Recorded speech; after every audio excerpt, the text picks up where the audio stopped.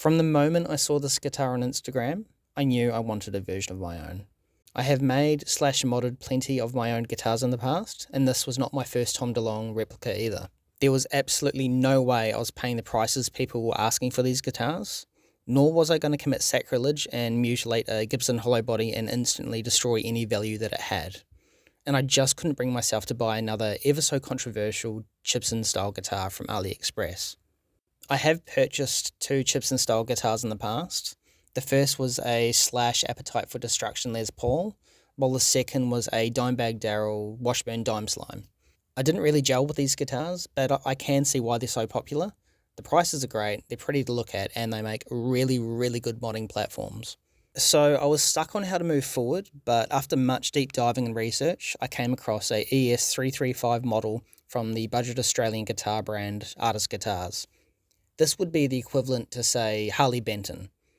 This guitar had everything I was looking for. A hollow body with a similar open book style headstock like a Gibson, a cream bounded neck with dotted inlays just like Tom. Maple body, I should say. Maple body with a big slab of mahogany running down the... I found a factory second guitar on eBay, which I scored for $239 direct from artists themselves. Such a bargain. After looking at their website, I'm sure you can actually get these guitars in the UK, USA and New Zealand. When this thing arrived a few short days later, I could not find a single thing wrong with it. Not a blemish, nothing. So, thumbs up Artist Guitars. But in saying that, it probably wouldn't have mattered anyway, because I was absolutely about to gut this thing. After playing around with it for a few days, my only gripe that I have is that I'm not a massive fan of how the fretboard feels, but apart from that, I knew I had made the right decision. The guitar itself plays great. The first thing I wanted to tackle was the neck. I knew I had a whole lot of sanding coming my way, which I was really not looking forward to. So after watching some guitar building videos on YouTube, I came across the guitar YouTube channel, Guitar Making with Chris Reynolds. Hi everybody, I'm back. This wonderful little tool Cabinet scrapes. See, picked one up at my local hardware store, got to work, and let me tell you, this thing works wonders. It didn't take me long, and I had this neck completely stripped back. The feel of this neck was out of this world.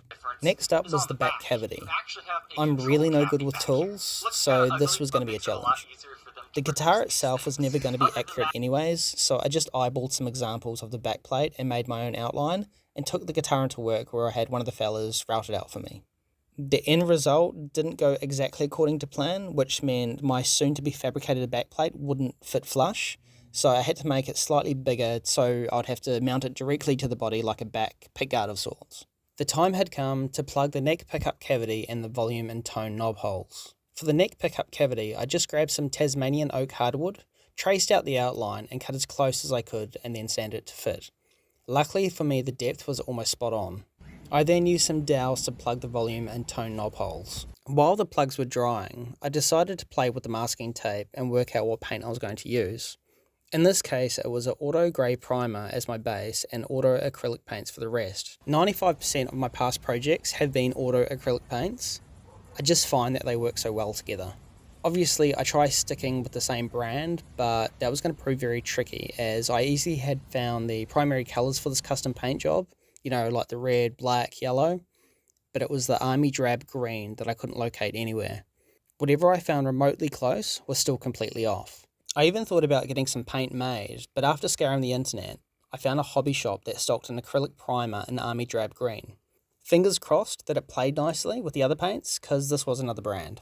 Once the plugs were dry, I then used auto body filler to fill in any holes and sanded back until smooth.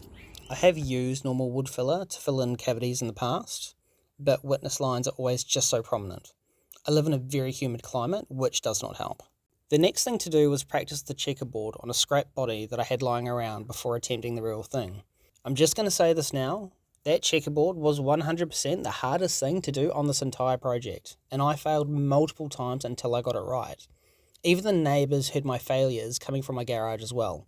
The whole paint job itself has just been eyeballed from every single photo and video I could find of Tom playing this guitar. I laid down the grey primer first, and then I taped up the pinstripe, and then I hit it with the red. Next was the army drab green. After masking the whole body off, then prayed like hell the two primers played along nicely being different brands, it was a success. I did get some overspray of both the green and red onto the grey primer, but that was fine, I just taped up and resprayed. Next up was the black stripes on the horn and the checkerboard.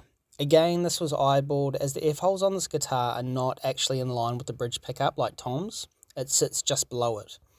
My guess is to avoid a lawsuit, because this guitar is pretty close to the real thing looks-wise. I then laid down the black stripes and yellow first for the checkerboard.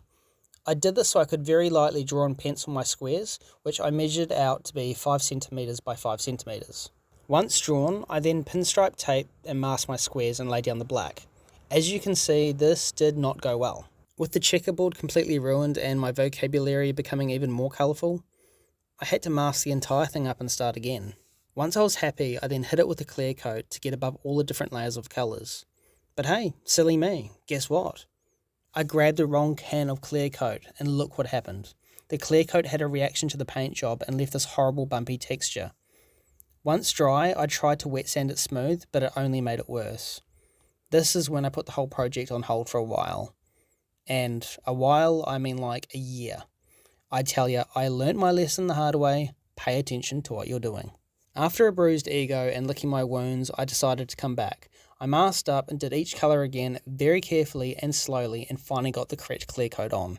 Next up was a trip to the hardware store so I could stain this neck, and it turned out great. Just look at that colour.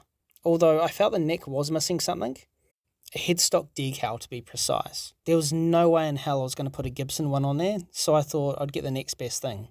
Tom's alien signature. I just got a copy off Google, cut and pasted it into paint, and made random sizes. I then printed that out on an A4 piece of paper and cut out what one fit the headstock best. I then ran clear tape over the paper and cut out the shape. I then let it soak in a bowl of water for 5 minutes, then very gently with my thumbs I rolled the paper off the tape. There are plenty of YouTube tutorials on how to do this, and it turned out brilliant. Okay, now down to the gold hardware. The 2-piece Tune-o-matic and tele-style barrel knob and tuners are all from AliExpress. The tuners are Geica locking tuners, which are great for the price. The Tune-o-matic bridge is a pile, to say the least. I'm still getting a fair amount of buzz on the GMB string, so I'm going to have to play around with that. The gold screws that I have are just screws I had laying around that I painted gold. It originally had a Epiphone style truss rod cover, which I personally hate, so I swapped it out for a Gibson style.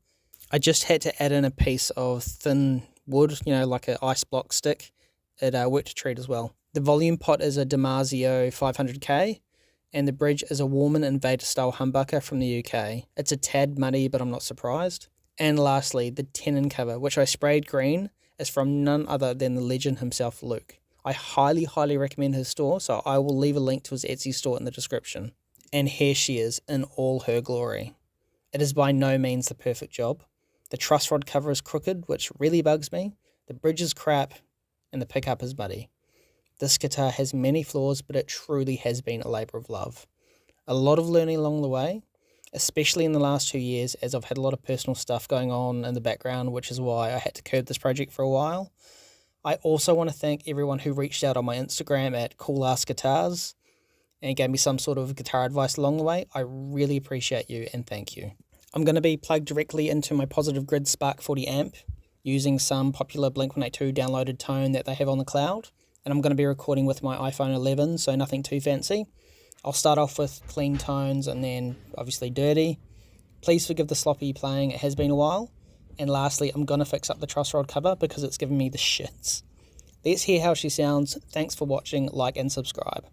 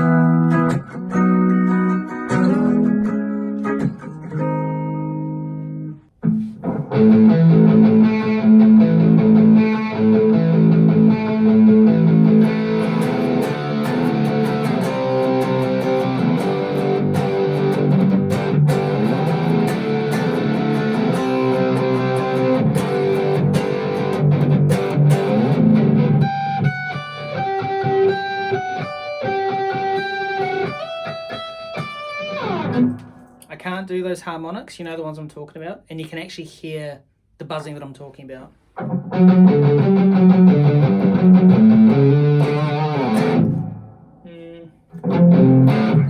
What else? I don't want to get a copyright strike either.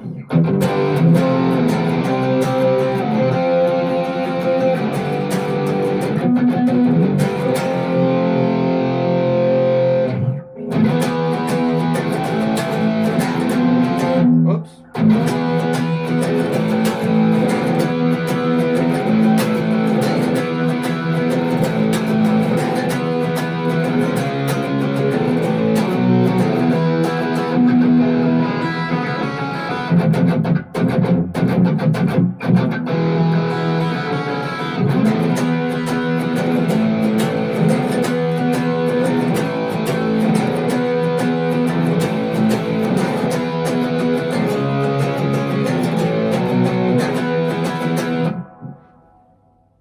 Yeah, that'll do. Hope you guys enjoyed.